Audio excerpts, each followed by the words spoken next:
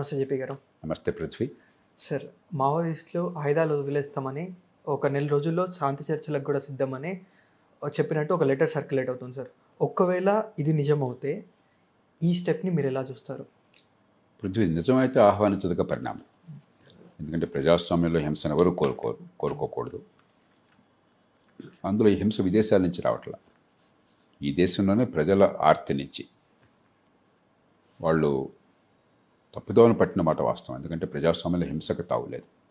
మనకు ఓటున్న తర్వాత, వాక్ స్వాతంత్రం ఉన్న తర్వాత, 10 మందిని కలిపి సంఘటితం చేసేటువంటి హక్కు రాజ్యాంగబద్ధంగా ఉన్న తర్వాత, స్వేచ్ఛలు ఉన్న తర్వాత, అలాంటి సమాజంలో హింసకు తావులేదు. హింసను మనం క్షమించకూడదు, దాన్ని ఖచ్చితంగా కఠినంగా ఎదుర్కోవాలి. కానీ ఈ సమాజంలో ఉన్నటువంటి సమస్యల నుంచి, పేదరికం కావచ్చు, అవకాశాలు లేమి కావచ్చు, పుట్టుకతో వచ్చిన వివక్ష కావచ్చు, ఉపాధి కల్పన జరగకపోవడం కావచ్చు, వివిధ కారణాల వల్ల ఈ రకమైనటువంటి మార్గాన్ని పెట్టారు. ఆ మార్గం సరైనది కాకపోయినా కూడా ఆ సమస్యలు నిజమైనటువంటివి. కాబట్టి మనం హింసని నిర్ద్వంద్వంగా, నిర్దాక్షిణ్యంగా అణిచివేయాలి. కానీ ఈ భావజాలాన్ని మార్చి జనజీవన స్రవంతిలోకి తీసుకొచ్చి అవకాశాలను కల్పించడం ప్రభుత్వాల బాధ్యత. అంచేత వాళ్ళు ముందుకు వస్తే వెంటనే ప్రభుత్వాలు స్పందించాలి, మరి వాళ్ళని జనజీవన స్రవంతిలో కలపాలి. అదే సమయంలో మన ప్రజాస్వామ్యంలో అభివృద్ధి పథంలో మంచిని పెంచాలి, పొరపాట్లను సరిదిద్దాలి. కాబట్టి దీన్ని నేను మనస్ఫూర్తిగా ఆహ్వానిస్తున్నాను. ఇది వాస్తవం అని ఆశిద్దాం. వాస్తవమైతే మనం అంతా సంతోషంగా స్వాగతించాలి. కానీ సార్, రూట్స్‌లోకి వెళ్తే అసలు భారతదేశంలో మావోయిస్టులు అంటే మన ప్రజలే మావోయిస్టులుగా మారడానికి ఇన్‌ఫ్లుయెన్స్ ఏంటంటారు బిగినింగ్ నుండి? మొదటి తరంలో ఉదాహరణకి నిజాం మీద పోరాటం చేసినప్పుడు బహుశా ఇక్కడే అసలు సాయుధ పోరాటం మొదలైంది, తెలంగాణ గడ్డ మీద. అప్పుడు ఏమిటంటే నిజంగా నమ్మారు అంతర్జాతీయ communism, power comes to the barrel of the gun, తుపాకీ గొట్టం ద్వారానే అధికారం వస్తుందని చెప్పిన నినాదాలు మావోసేటు కావచ్చు, లెనిన్ కావచ్చు, మరొకళ్ళు కావచ్చు. మరి మార్క్స్ చెప్పినట్టుగా కార్మికులారా ఐక్యం కండి, కార్మికులు లేరు దీనిలో ఎవరు. చాలా విచిత్రం అది. మన దేశంలో అప్పటికిప్పటికి కూడా సంఘటిత రంగంలో కార్మికులు లేరు, అయినా కూడా కమ్యూనిస్టులు ఆ పదాలను వాడుకు మొదలెట్టారు. కార్మికులారా సంఘటితం కండి, మీకు కోల్పోయేది మీరేం లేదు, ఆ సంఖ్యలు తప్ప అని చెప్పాను. సో ఇవన్నీ ఇప్పుడు ఏ యువకుడికైనా యువతికైనా సరే సమసమాజం అని చెప్పంటే ఎందుకని మనసు ఒప్పొంగదు? ఎలా సంపద సృష్టి అవుతుందో, ఎలా పేదరికాన్ని తొలగించవచ్చు, అవకాశాలు పెంచవచ్చు అర్థం కాని కాలంలో దాన్ని నమ్మారు, ఆ సిద్ధాంతాన్ని నమ్మారు. ఆ కారణంగా ఉద్యమాలు వచ్చినాయి. అది అప్పుడు స్వతంత్ర భారతం రావటం చేత, రాజ్యాంగం రావటం చేత మరి అందరికీ ఓటు హక్కు, కుల నిర్మూలన కోసం కనీసం ప్రభుత్వం నుంచి కొంత చుట్టూ కొంతవరకైనా ప్రయత్నం, అభివృద్ధి కోసం కొన్ని ఏర్పాట్లు జరగడం చేత కొంత పోయింది. ఈ సాయుధులుగా ఉన్న వాళ్ళు నిర్దాక్షిణ్యంగా ప్రభుత్వాలు అణిచివేసినాయి అన్నాడు. దాంతో ఆ దశ పోయింది. రెండవ దశలో 60వ దశకంలో, 60ల చివరిలో వచ్చింది, నక్సల్ బరిలో ప్రారంభమైంది. అది రొమాంటిక్ సాక్రిఫైషియలిజం. అప్పటికి ఇంకా కమ్యూనిస్టు భావాలు, వాసనలు, సిద్ధాంతం పోలా. మరి దేశంలో పేదరికం ఉన్నది, కష్టాలు ఉన్నాయి, కొంత పీడన ఉన్నది. కాబట్టి ఆ మార్గాన్ని కొంతమంది పెట్టారు. వాళ్ళు చాలామంది విద్యావంతులు, చదువుకుంటున్న వాళ్ళు, మెడిసిన్ చదివేవాళ్ళు, ఇంజనీరింగ్ చదివేవాళ్ళు. మన ఆ రోజుల్లో కాకతీయ యూనివర్సిటీ అడ్డాగా ఉండేది, ఎన్ఐటి వరంగల్ కూడా sir, NIT Warangal, REC Warangal ఆ రోజుల్లో ఇవన్నీ అడ్డాగా ఉండే. అక్కడి నుంచి చాలామంది మేధాసంపత్తి ఉన్నవాళ్ళు, చిత్తశుద్ధి ఉన్నవాళ్ళు, నిజాయితీ పరులు ఆ ఉద్యమానికి ఆకర్షితులు వెళ్ళారు. మొదట బహుశా కొన్ని ఫలితాలను సాధించారు. ఎందుకంటే కొన్ని సందర్భాల్లో క్రూరమైనటువంటి ఒక ఫ్యూడల్ వ్యవస్థలో, భూస్వామ్య వ్యవస్థలో, ఆ భూస్వామ్య వ్యవస్థలో ఉన్నటువంటి కొన్ని దుర్మార్గాలను కొంత ఆపగలిగారు, వీళ్ళంటే భయంతోనూ ఏ కారణంగా. కానీ ఆ తరువాత దానికి సరైన నిర్మాణత్వ మార్గాన్ని ఇవ్వాలి నా దృష్టిలో. దాన్నే కనుక అధికార వికేంద్రీకరణ, అందరికీ మంచి ప్రమాణాల విద్య, పుట్టుకతో నిమిత్తం లేకుండా మంచి ఆరోగ్యం, ఎదిగే అవకాశం, దాని చుట్టూ కనుక ఉద్యమాన్ని నిర్మించినట్టయితే హింసను వదిలేసి నిజంగా సమాజంలో మంచి మార్పు వచ్చేది. అలా కాకుండా తుపాకీ గొట్టం చేతిలోకి వచ్చింది, ప్రభుత్వ యంత్రాంగం భయపడుతోంది, పెత్తందారులు భయపడుతున్నారు, ప్రజలు భయపడుతున్నారు. అక్కడి నుంచి వీళ్ళు సెటిల్మెంట్లో దిగారు, కాంట్రాక్టుల దగ్గర డబ్బులు వసూలు చేశారు, అధికారుల దగ్గర వసూలు చేశారు, కొందరు వృత్తిలో ఉన్న వాళ్ళ దగ్గర వసూలు చేశారు. కొంతమంది మంచి వాళ్ళని కూడా చంపేశారు. ఎవరిని చంపినా తప్పది. ఎందుకంటే వాళ్ళు మనకు పోటీ వస్తారని చెప్పిన వివిధ కారణాలు రకరకాల ఏదో అదేదో ఒక సిద్ధాంతంగా భావించి చంపటం లక్ష్యంగా పెట్టుకున్నారు. దాంతో ప్రజల్లో విముఖత వచ్చింది. ప్రభుత్వాలు గట్టిగా పట్టించుకునే పరిస్థితి వచ్చింది. ఇది మూడో దశలో వచ్చింది. ఇది మనకి మావోయిస్ట్ మూమెంటు. రెండో దశలో వచ్చిందేమో ప్రభుత్వాలు గట్టిగా పట్టించిన సరే కొంతకాలంలో పోయినాయి, వేడి చల్లారిపోయిన తర్వాత. మూడో దశలో వచ్చింది ఈ మావోయిస్ట్ మూమెంటు. కరీంనగర్ జిల్లాలో మన తెలంగాణలో జగిత్యాల, సిరిసిల్ల అక్కడ ప్రధానంగా ప్రారంభమైంది. రెండో దశలో వచ్చింది ఇక్కడ పెద్ద బాకల శ్రీకాకుళంలో. ఈ మూడో దశలో ఉన్నది ఆంధ్రప్రదేశ్లో, అంటే ఉమ్మడి సంయుక్త ఆంధ్రప్రదేశ్లో కొంత రాజకీయంలో మార్పులు రావడం చేత, సంక్షేమం పెరగడం చేత, జనరాజకీయం రావడం చేత, పెత్తందారు రాజకీయ స్థానంలో ఎన్టీ రామారావు గారు లాంటి వాళ్ళ వల్ల కాలక్రమేణా ఇక్కడ పోలీసులు కూడా గట్టిగా మరి సామర్థ్యాన్ని పెంచుకోవడం చేత అదుపు చేయగలిగారు. కానీ మన దేశం అంతా ఒకటే కదా, సరిహద్దులు కాగితం మీద రాసుకున్నాం కానీ వాస్తవానికి అక్కడే అడ్డలేదు కదా. కాబట్టి ఇక్కడ ఇబ్బంది అయితే ఇక్కడి నుంచే మనమే ఎగుమతి చేసాం. ప్రస్తుత దశలో ఉన్నటువంటి మావోయిస్ట్ ఉద్యమాన్ని ఎగుమతి చేసింది మన తెలుగు గట్ట నుంచే. మనం మహారాష్ట్రలో చంద్రపూర్ ప్రాంతానికి, గడ్చిరోలి ప్రాంతానికి, ఛత్తీస్గఢ్లో చాలా ప్రాంతాలకి, ఇతర ప్రాంతాలకి మనం ఎగుమతి చేసాం. ఇప్పుడు వాళ్ళు కూడా మన నుంచి పాఠాలు నేర్చుకోవటం, వాళ్ళు స్థానిక పరిస్థితిని బట్టి కొన్ని పద్ధతులు పాటించడం జరుగుతున్నది. ఒత్తిడి పెరుగుతున్నది. మరి చాలామంది నష్టపోయారు, జన నష్టం జరిగింది. మరి ఆ ఉద్యమాల్లో ఉన్నవాళ్ళు చాలామంది కుర్రకారు చనిపోయినారు. పోలీసులు చాలామంది ప్రాణాలు కోల్పోయినారు. పాపం నల్లజతానికి పనిచేసే వాళ్ళు ప్రాణం కోల్పోవాల్సి వచ్చింది చాలా సందర్భాల్లో. అమాయకుల మధ్యలో బలైపోయినారు చాలామంది. కాబట్టి ఇప్పుడు ఈ అనుభవం నుంచి పాఠాలు నేర్చుకోలేదు. రాజకీయం మారుతాం.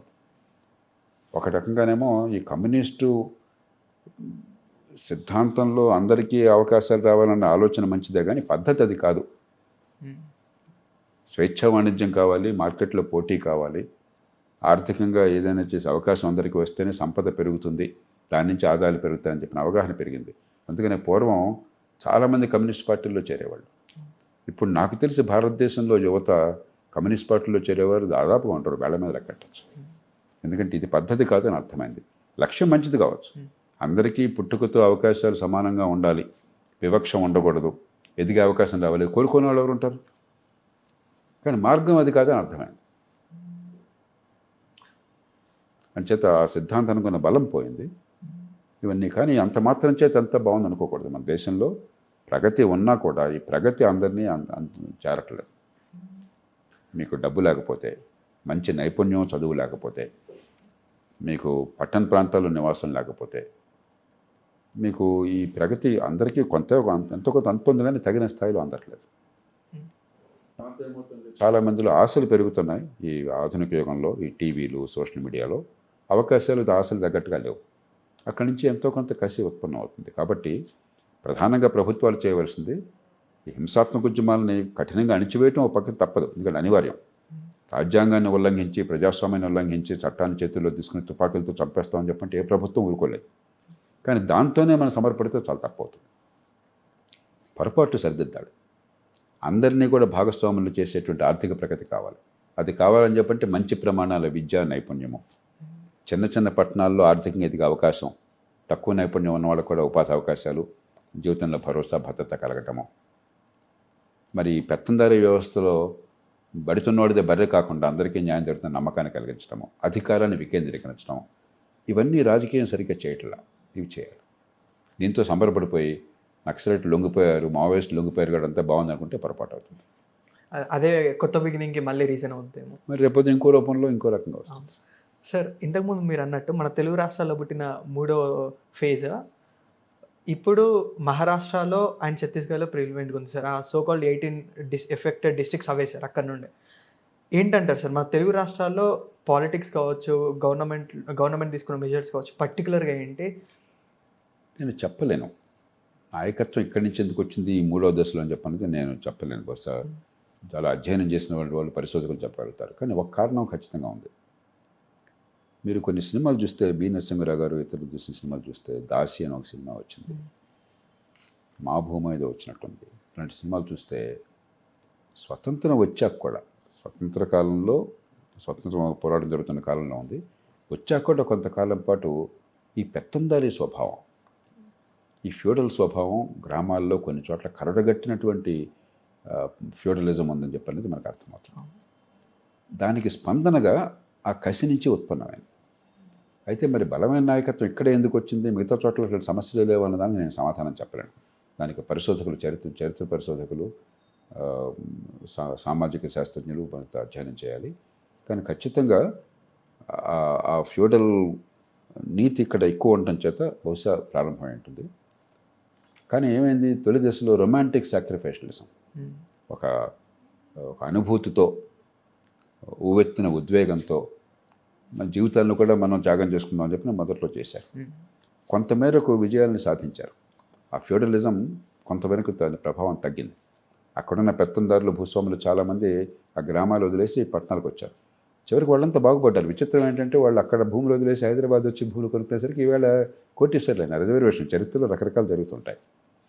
కానీ ఆ తరువాత దానికి సరైనటువంటి మార్గాన్ని ఇవ్వడానికి ఆ నాయకత్వానికి చేతకాలి. ఆ పిడివాదాన్ని పట్టుకుని హింసాత్మక వాదము, మనుషులను చంపటమే లక్ష్యము, ఒకసారి మొదలెట్టిన తర్వాత, చేతిలోకి ఆ కత్తి వచ్చిన తర్వాత, తుపాకీ వచ్చిన తర్వాత, చంపటం అన్న రుచి మరిగిన తర్వాత, ప్రజలు భయపడటం మొదలెట్టాక, ప్రభుత్వ యంత్రాంగం బయటపడిన తర్వాత, ఇప్పుడు కూడా ఆ అధికారం దమన్యతకు ఉపయోగపడుతుంది. వాళ్ళు సెటిల్మెంట్లు లాగా చేసి ఇష్టం వచ్చినట్టు చేశారు. కొంత మంచి మొదట్లో కనిపించినా కూడా అందరి దగ్గర డబ్బులు వసూలు చేయడం మొదలెట్టారు. కాంట్రాక్టుల దగ్గర, అధికారుల దగ్గర, మరి కొందరు వృత్తుల్లో ఉన్న వాళ్ళ దగ్గర, మరి కొందరు మంచి వాళ్ళు కూడా చంపేయడం మొదలెట్టారు. వాళ్ళు మనకు పోటీ వస్తారని చెప్పిన వీళ్ళ మాట ప్రజలు వింటున్నారు రకరకాల కారణాలుగా. కాలక్రమేణా అది వాళ్ళకు గురైంది. ప్రజల్లో నమ్మకం పోయింది, వ్యతిరేకత వచ్చింది, అభివృద్ధి రాకుండా అడ్డుకున్నారు. రోడ్డు వేస్తే రోడ్డు రానివారు. మొదట్లో జనం సంతోషపడ్డ కూడా కాలక్రమేణా మనం నష్టపోతున్నాం, మన వాళ్ళకి రోడ్లు లేవు, మనకు మంచినీళ్ళు రావట్లేదు, ప్రభుత్వ పథకాలు అమలు కావట్లేదు, సంక్షేమం అమలు కావట్లేదు అని నష్టపోతున్నాం అర్థమైంది. పార్టీలు వాళ్ళు కూడా క్రమక్రమంగా ఏమైందంటే ఎన్టీ రామారావు గారు లాంటి వాళ్ళు వచ్చిన తర్వాత జనంలోకి వెళ్ళే రాజకీయం బాగా పెరిగింది. అవినీతిపరులైన రాజకీయాల్లో ఉన్న వాళ్ళు కూడా జనాలను ఆకట్టుకోవటం, జనానికి అన్ని సంక్షేమ పథకాలు అందించడం, జనానికి అందుబాటులో ఉండటం అలవాటైంది.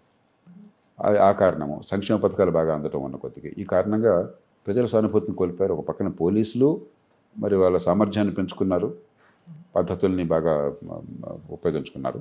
రెండో పక్కన రాజకీయం, పరిపాలన కొంతమేరకన్నా పరిస్థితిని మార్చింది.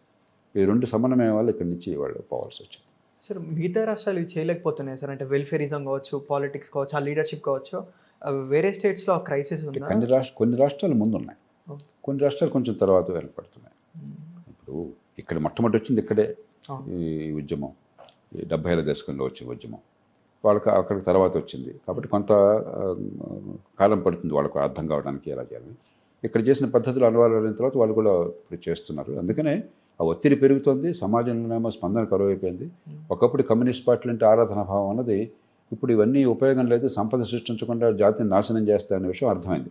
ఒక సోవియట్ యూనియన్ చూశాక, ఇప్పటి రష్యాను చూశాక, రష్యా నుంచి విడిపడ్డ దేశాలను చూశాక, మరి తూర్పు యూరోప్లో ఇతర దేశాలను చూశాక వాళ్ళకి అర్థమైంది ఇది కాదు పద్ధతి. అందులో చైనా పూర్తిగా పంథా మార్చుకుంది, 180 డిగ్రీలు పంథా మార్చుకున్నది, మార్కెట్ వ్యవస్థలో అగ్రస్థానంలో వెళ్ళిపోతుంది. ఇవన్నీ చూశాక అందులో మన దేశంలో ఆర్థిక సంస్కరణలు వచ్చిన తర్వాత అప్పుడు అదొక అన్ని కొరతలే ఉండేవి. ఆ లైసెన్స్, కోటా, పర్మిట్ రాజ్యంలో అంతా అవినీతి, కొరతలే. ఇప్పుడు అలా కాకుండా పుష్కలంగా అన్నీ అందుతున్నాయి. సామాన్యుల జీవితంలో కూడా కొన్ని మార్పులు వచ్చినాయి, ఆహ్వానించదగ్గ మార్పులు, అనుకున్నంత మార్పులు రాకపోయినా. అది అర్థమవుతుంది. ప్రతి ఒక్కరి చేతిలో మొబైల్ ఫోన్ ఉంది ఈవేళ. ఒకప్పుడు ఇది ఊహించడం కూడా సాధ్యం కాదు. కాబట్టి సామాన్య ప్రజలకు కూడా ఈ కమ్యూనిస్ట్ సిద్ధాంతం ఖరీదు కాదు. లక్ష్యం మంచిదే, అందరికీ అవకాశాలు రావాలి, అందరికీ ఆత్మగౌరవం ఉండాలి, పుట్టుకతో వివక్ష ఉండకూడదు, ఇవన్నీ మంచిదే. కానీ మార్గం మంచిది కాదని అర్థమైంది, సమాజం మొత్తానికి అర్థమైంది. సార్ 1970s 1980s ఈ టైం పీరియడ్లో చూస్తే అట్రాక్ట్ అయిన వాళ్ళందరూ ఎడ్యుకేటెడ్ వన్స్, చదువుకున్న వాళ్ళు. ఇప్పుడు కూడా అప్పుడు వాళ్ళకి ఆపర్చునిటీస్ రావట్లేదని వాళ్ళు కమ్యూనిజం బాటపట్టారు సార్. ఈ రోజు కూడా చదువుకున్న వాళ్ళకి ఆపర్చునిటీస్ ఉన్నా మిగతా సొసైటీస్కి ఆస్పిరేషన్స్ ఉన్నాయి సార్. కానీ ఆ ఆపర్చునిటీస్ ఇవ్వడంలో గవర్నమెంట్ కావచ్చు, మిగతా సొసైటీ ఫెయిల్ అవుతుందంటారా? అంటే రెండు విషయాలు. ఫెయిల్ అవుతుందని చెప్పడం చాలా తేలిక, కానీ కొద్దిగా లోతుకి వెళ్ళాలి. ఎందుకంటే మీరు నేను కూర్చున్నా, ఈ వామపక్ష నాయకులను అధికారంలో కూర్చోబెట్టినా కూడా ఒక్కరోజున పరిష్కారం అయ్యే సమస్యలు కాదు. అభివృద్ధి అనేది ఒక్కరోజున ఒక మ్యాజిక్ లాగా, సినిమా లాగా జరగదు. సినిమాల్లో మాత్రమే సాధ్యం. అదే సినిమాలో ఒక్కరోజు ముఖ్యమంత్రి రాష్ట్రం మొత్తాన్ని మార్చారని చెప్తారు. అవన్నీ అంతకంటే అభూత కల్పన ఇంకోటి ఉండదు. జీవితం అట్లా నడవదు. ఒక తరం కాలం పడుతుంది, 2 తరాలు పడుతుంది. ఒక నిరుపేదల సమాజం నుంచి, అక్షరజ్ఞానం లేని సమాజం నుంచి విద్యను అందించడం, ఆరోగ్యాన్ని పెంచడం, మౌలిక సదుపాయాలను కల్పించడం, పెట్టుబడులను ప్రోత్సహించడం, టెక్నాలజీ తీసుకురావడం, సంపద పెంచడం, ఇది ఒక్కరోజు జరిగే పని కాదు. మన దేశంలో కొంత ప్రయత్నం జరుగుతుంది, కానీ కొన్ని లోపాలు ఉన్నాయి ఖచ్చితంగా. ఒకటి, ఇంకా వేగంగా జరగడానికి చాలా అవరోధాలు ఉన్నాయి, మనమే సృష్టించుకుంటున్నాం. రెండోది ఏమవుతోంది, అభివృద్ధి ఫలాలు సామాన్యులకు ఇంకా అందట్లేదు. ఒక అంకె చాలా ముఖ్యమైనది మన దేశంలో. 185 మంది ఈ దేశంలో నెల జీతం లేనివాళ్ళు, రెక్కాడితే కానీ డొక్కాడని వాళ్ళు, రేపు పొద్దున ఎలా బతుకుతామో సరిగ్గా తెలియని వాళ్ళు 185 మంది. 115 మందికే జీవితంలో భరోసా ఉంటే నా పిల్లలు నాకంటే బాగుంటారు, 10 ఏళ్ళు పోయాక ఇంకా బాగుంటుంది నా కుటుంబాన్ని నమ్మకం ఉండి 85 మందికి రేపెట్లా అన్న భయం ఉంటే మరి ఆ సమాజంలో అశాంతి పెరుగుతుంది. రాజకీయంగానూ గందరగోళం చెలరేగుతుంది. వాలటాలిటీ అని చెప్పి అంటాం. ప్రభుత్వాలు ఎప్పుడు ఇవాళ ప్రభుత్వం అంటే మద్దతుంటే రేపొద్దున పడిపోతుంది, నిరసన వచ్చేస్తుంది. మరి అక్కడి నుంచి కొన్ని సందర్భాల్లో హింసామలుటి చెలరేగవచ్చు, ఉద్యమాలు రావచ్చు. ఏ రూపంలో వస్తుందని చెప్పలేం మనం. వామపక్ష ఉగ్రవాదం కాకపోవచ్చు, ఇంకో రూపంలో అయినా సరే హింస రావచ్చు, కసి పెరగచ్చు. అంచేత ఇంక్లూజివ్ గ్రోత్, సామాన్యుల్ని భాగస్వాములుగా చేసేటువంటి ప్రగతి మనకు అవసరం. అది కావాలని చెప్పంటే మంచి ప్రమాణాల విద్యా నైపుణ్యము, చిన్న చిన్న పట్టణాల్లో ఉపాధిని తక్కువ నైపుణ్యం ఉన్న వాళ్ళకి కల్పించి ఆదాయం వచ్చే ఏర్పాట్లు చేయటం, పెద్ద ఎత్తున అక్కడ పరిశ్రమల ప్రోత్సాహం. అంతా హైదరాబాద్ చుట్టూ, బెంగళూరు చుట్టే కాకుండా, బడితున్నవాడిదే బర్రె కాకుండా, పూర్తిగా కాకపోయినా కొంతమేరకన్నా సరే చట్టం అందరినీ సమానంగా చూస్తున్న నమ్మకం, నాకు లక్ష్యం ఉంటుందని నమ్మకం కలిగించడం, అధికారాన్ని వికేంద్రీకరించడం. అంతా ఎమ్మెల్యే గారి పత్నం పెట్టాం. కేంద్రీకరణ అంటే అర్థం జాతీయ స్థాయిలో కాదు, రాష్ట్రంలో ఇప్పుడు ఇవాళ అధికారం అంతా ముఖ్యమంత్రి, రాష్ట్ర ప్రభుత్వం అంతే. మిగతా అన్ని ఉత్సవ గ్రహాలుగా మార్చేసాం. మరి సామాన్య ప్రజలకు పాత్ర ఏమిటి? ఎలక్షన్లో ఏదో పొలవమంటూ ఓటేయటం తప్ప. అధికార వికేంద్రీకరణ కావాలి ఎక్కడికక్కడ. అక్కడ తప్పు జరగకుండా జవాబుదారితనం కావాలి. ఈ వీటిల్లో భారతదేశం ఘోరంగా విఫలమైంది. దాన్ని మార్చాలి. సార్, దీనికి రియాక్షన్ కమింగ్ డేస్లో ఉంటుంది అనుకుంటున్నాను. అంటే మావోయిజం కాకపోయినా కానీ ఇంకొక ఫామ్లో పెద్దగా ఉంటుంది నేను అనుకోను. ఎందుకంటే దానికి సిద్ధాంత బలం పోయింది, ఆర్థిక ప్రగతిలో పాల్పంచుకోవాలన్న కోరిక ఉన్నది. మీకు ఆ నమ్మకం పోయిన తర్వాత, మరి ప్రాణం పోతుందన్న భయము వచ్చిన తర్వాత, ఆర్థిక ప్రగతిలో పాల్పంచుకోవాలన్న ఆశ పుట్టిన తర్వాత పెద్దగా రియాక్షన్ ఉండదు. కానీ దీంతో మనం చాలా సంతోషపడిపోయి మన అభివృద్ధి పథంలో కానీ రాజకీయంలో కానీ పొరపాటు సవరించకపోతే, అధికార వికేంద్రీకరణ చేయలేదు, లేకపోతే బరితున్నోడిదే బర్రె అయిపోయింది, లేకపోతే ఆర్థిక అభివృద్ధి ఫలితాలు ఇప్పటికి కూడా డబ్బున్న వాళ్ళకి, బాగా చదువున్న వాళ్ళకి, నైపుణ్యం వాళ్ళకి అందుతున్నాయి, పట్టణీకులకి అందుతున్నాయి, మిగతా వాళ్ళకి అందట్లేదు అలా ఉందనుకోండి. ఈ రూపంలో కాకపోతే ఇంకో రూపంలో కాసి మళ్ళీ పెరిగే అవకాశం, ఇంకో రూపంలో ఉద్యమాలు వస్తాయి. కాబట్టి ప్రజాస్వామ్యాన్ని కాపాడుకోవాలి అంటే అందరికీ అభివృద్ధిలో భాగస్వామ్యం కావాలి. అది కావాలని చెప్పంటే మనం ఈ పొరపాట్లు సవరించాలి. ప్రపంచంలో మరే పెద్ద దేశంలోనూ మనకున్నంత తక్కువ విద్యా ప్రమాణాలు లేవు. మరి ఆధునిక యుగంలో మంచి విద్య లేకపోతే నక్సలైట్లు చేసిన తప్పు ఏంటంటే, భూమి చుట్టే, మొత్తం వ్యవసాయ భూమి చుట్టే వాళ్ళంతా తిప్పారు.